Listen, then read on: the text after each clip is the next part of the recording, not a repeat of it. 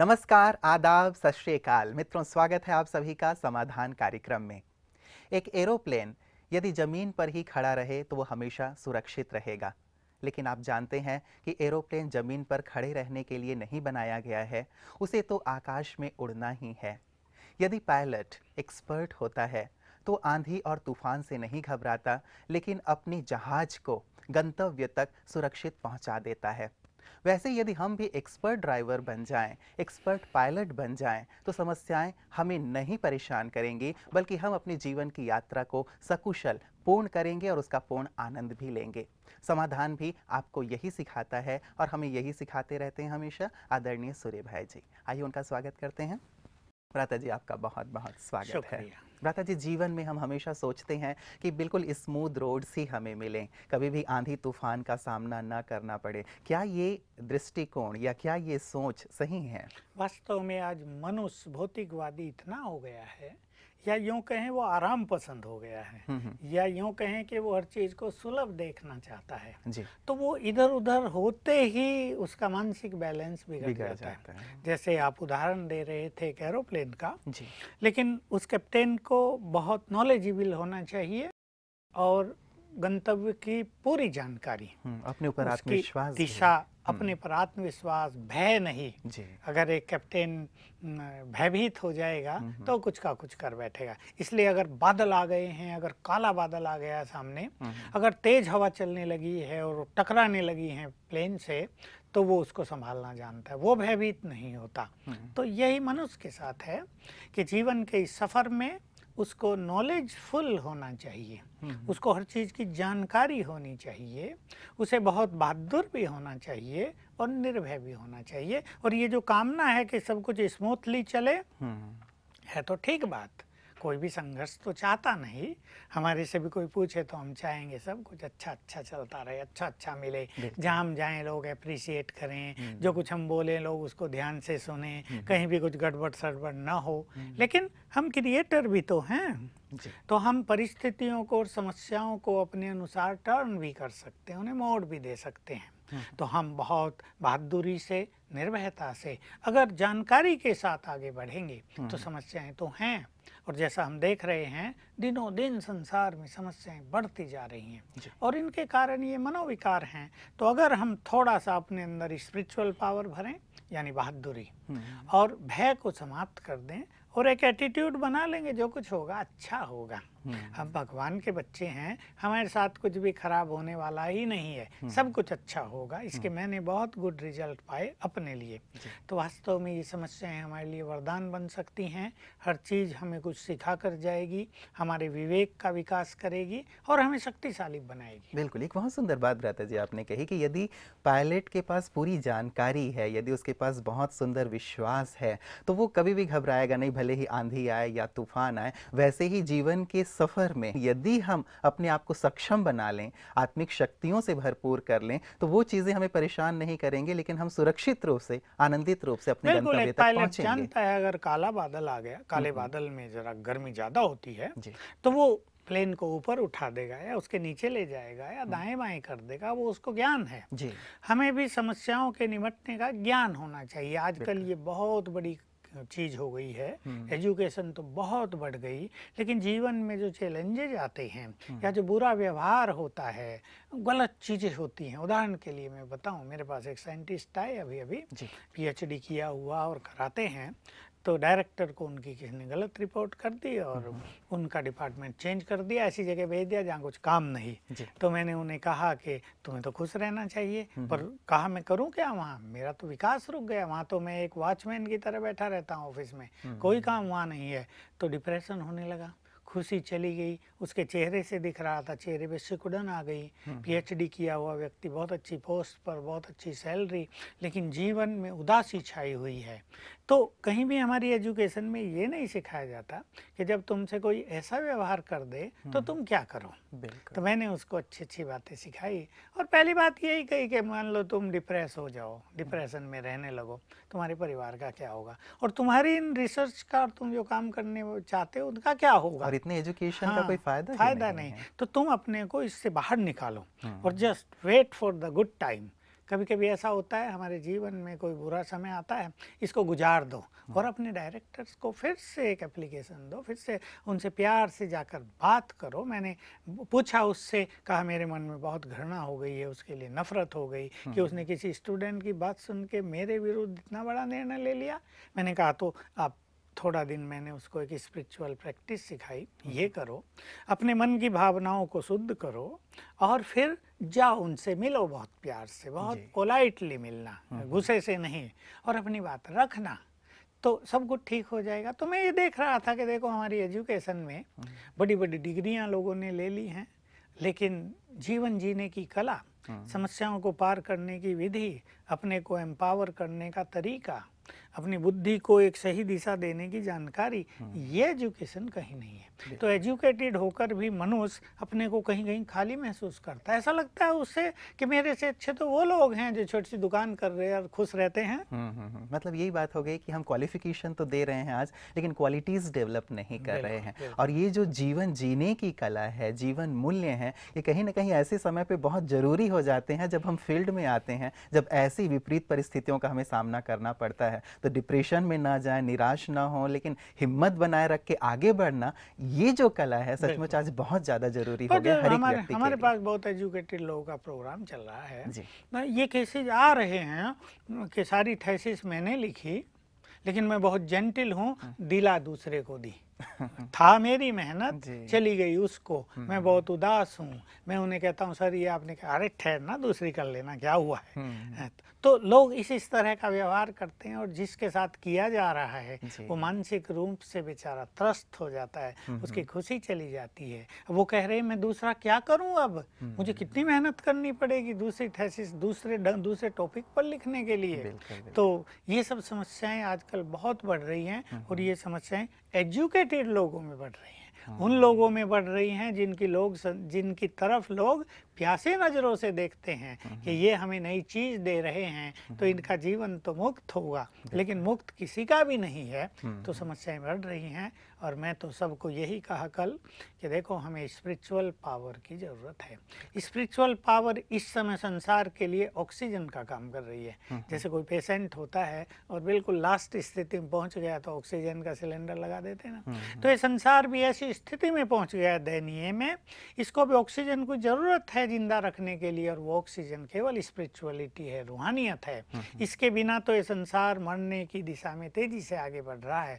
लोग खुलेआम बोल रहे थे, हमारे यहाँ बहुत अच्छे अच्छे वैज्ञानिक, कहा ये तो विनाश की ओर हम तेजी से बढ़ गए हैं। मिसाइल्स बने थे, बॉम्ब्स बने थे, तब लोगों के चित्त शांत थे, अब लोगों में उग्रता आ रही है।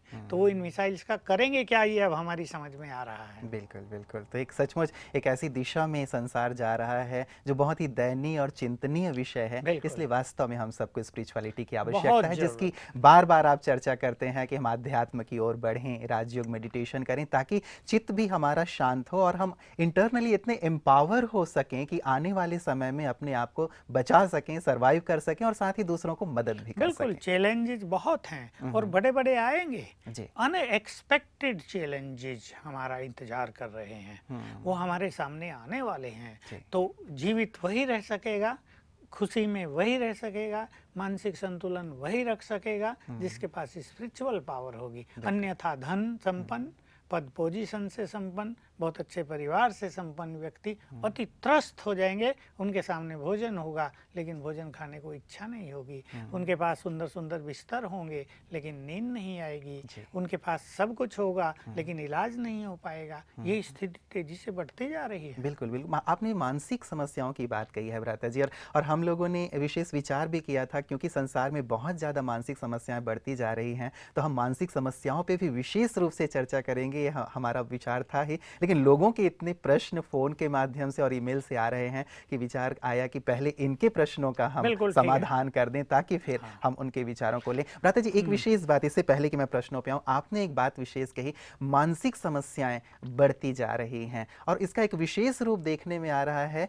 कि नींद भी लोगों की गायब होती जा रही है। हर तीसरा चौथा व्यक्ति अनिद्रा के रोग से ग्रस्त है। तो क्यों ना आज इसी से शुरुआत करें कि अनिद्रा जो बढ़ती जा रही है, नींद ना आना, इसका क्या स्पिरिचुअल समाधान हो सकता है? देखिए, मैं एक उदाहरण के साथ ही इस बात को शुरू करूंगा। अभी सवेरे मुझे एक व्यक्ति मिलने आए, जी। बहन थी, और कहा हमारे जीवन में एक बहुत बड़ी समस्या आ गई। हम दोनों पति पत्नी एक ऑफिस में, एक मिनिस्ट्री में काम करते थे, हमारी अच्छी सैलरी थी।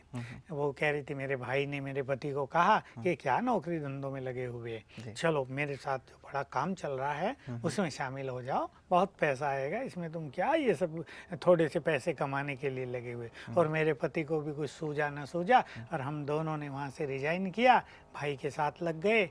अब हाल ये है, हमारे ऊपर 25 लाख का कर्ज है, काम धंधा है नहीं, भाई साथ नहीं दे रहा है, तो मेरा पति डिप्रेशन में आ गया, उसको रात को नींद नहीं आती है, करें तो क्या करें। तो मैं उन्हें कह रहा था, देखो मनुष्य को सुखी रहना भी आता नहीं है, लोभ मनुष्य की नींद को छीन रहा है। अब वो बड़े मजे से 50-50 हजार दोनों कमा रहे थे, उनको 1 लाख रुपए मास मिल रहा था, छोटा सा परिवार था, एक लड़की केवल है, आनंद पूर्वक जीवन जीते, संसार के लिए बहुत कुछ करते, ज्ञान योग का भी आनंद लेते, लेकिन धन के लोभ में कर्जदार हो गए, नौकरी गई और नींद भी गई। तो ये लोभ जो है, हर व्यक्ति जो करोड़पति बनना चाहता है रातों रात, चाहे वो पाप करके बने, चाहे करप्शन के माध्यम से बने, चाहे राजनीति में जाके बने। हमारे यहाँ एक बहुत अच्छे वैज्ञानिक बैठे थे, डायरेक्टर, नाम तो मैं नहीं लूँगा, बहुत बड़े बड़े डिपार्टमेंट्स उनके पास रहे हैं, डायरेक्टर जनरल भी रहे हैं। तो कहा जितने भी क्रिमिनल्स हैं सब राजनीति में जा रहे हैं। अब भला क्रिमिनल देश का क्या कल्याण करेंगे, वो तो सारे में क्राइम फैलाएंगे ना। खुलेआम वो बोल रहा है और भाषण में बोल रहा है, सबके आगे बोल रहा था। तो देखिए ये हाल हो गया है।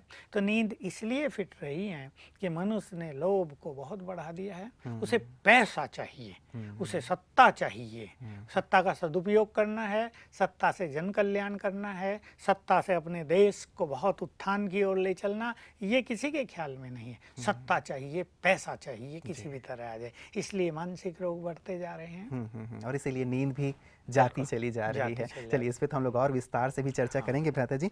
मैं आपको लिए चलता हूँ, पहला जो हमारे पास फ़ोन कॉल आया था ये चंडीगढ़ से आया था। राजेश जी कह रहे थे, ये कहते हैं कि मैं पत्रकार हूँ, मेरा मन बहुत अशांत रहता है। हम लोग चर्चा कर ही रहे थे और पहला प्रश्न है इसी प्रकार का है।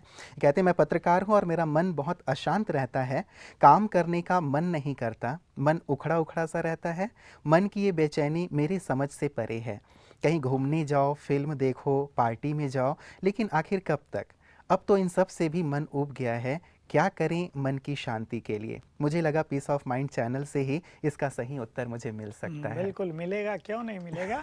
और इनका चित्त शांत होगा, हम ऐसी एडवाइस इन्हें देंगे। देखिए पत्रकारिता में भी कंपटीशन बहुत हो गया है। बिल्कुल। और लोगों में क्योंकि स्पिरिचुअलिटी नहीं है, निस्वार्थ भाव नहीं है, तो एक मारामारी जैसा वातावरण रहता है। 24 आवर्स इन्हें कार्य करना पड़ता है। तो मनुष्य सोचता तो है क्या यही जीवन है? क्या इसीलिए हमने एजुकेशन ली थी, जो चित्त का चैन भी खो दिया, नींद भी खो दी, अशांत और परेशान रहने लगते हैं। तो देखिए ये इनकी जो सिचुएशन है ये ऐसी है कि कुछ लंबे काल से इनके साथ हुआ है कि मन परेशान रहने लगा, अशांत रहने लगा। और जो ये स्थूल साधन मनुष्य अपनाता है, भाई टीवी देख लिया, पार्टियों में चले गए, तो ये भी एक समय, एक सीमा ऐसी आती है जब ये चीज़ भी मनुष्य का मनोरंजन नहीं कराते। ये आजकल बहुत होता जा रहा है कि जितने भी ये साधन हैं उनको लगता है सब बेकार हैं, क्योंकि मन की शांति तो कुछ अलग ही चीज़ है, मन की खुशी तो कुछ अलग ही चीज़ है। 2 मिनट उसका प्रभाव रहा, फिर वो की वही स्थिति हो जाती है। इसलिए सभी मनुष्यों को मैं एक संदेश देना चाहूँगा कि सभी अपने पुण्य कर्मों को बहुत बढ़ाएं। ये पाप की ब्रेन पे छाया, पाप का ब्रेन पर दबाव अनेक हमारी जो पॉजिटिव चीज़ें थी, जो ब्रेन की क्षमताएं थी, जो हमारी सुख शांति पवित्रता खुशी थी, उसको नष्ट कर रहा है। जब मनुष्य पाप करता है तब तो वो कुछ भी नहीं सोचता है, और जब उसको पाप का परिणाम सामने आता है तब उसका हाल बुरा हो जाता है। कल ही 3 केस मेरे पास ऐसे आए। एक युवक को लाए, उसके माता पिता, युवक देखने में बहुत सुंदर, मैं तो उससे कुछ बात करने लगा, वो तो नो रिएक्शन। उसकी माँ ने बताया कि इसका तो ब्रेन जैसे है ही नहीं, हम इसे कुछ भी कहें बेटा खाना खा लो, उसने सुना तो सही पर खाना खाना है ये उसे पता ही नहीं। हम थाली रख देंगे, खिलाएंगे, वो खा लेता है, फिर थोड़ा थोड़ा खुद खाता है। ब्रेन बिल्कुल नहीं, कोई एक्टिव ही नहीं। दूसरा केस आया, एक छोटा बच्चा, कहा अभी 4 साल का हो गया है, कहा जब ये 6 मास का हो गया था तब से हमें पता चला कि इसका तो डेवलपमेंट ही नहीं हो रहा है शरीर का। कहा 4 साल का हो गया, वैसे का वैसा ही है जैसे डेड है। एक तीसरा केस है एक लड़की का, यंग लड़की, ब्रेन बिल्कुल आधा खत्म हो गया है, आधे बॉडी में पैरालाइज हो गया है, जीवन बिल्कुल बेकार, कोई नहीं है, केवल माँ और वो लड़की है। माँ को सब कुछ संभालना पड़ रहा, उसको भी संभाले। तो मैं देख रहा था कल, मैं सोच रहा था कि देखो मनु जब पाप करता है तो बहुत खुश होता है, लेकिन जब उसे भोगना पड़ता है तो सबकी नानी याद आ जाती है। इसलिए मैं सभी को ये मैसेज देना चाहता हूँ कि पुण्य को छोड़े नहीं, पुण्य कर्मों में बहुत बड़ा सुख है।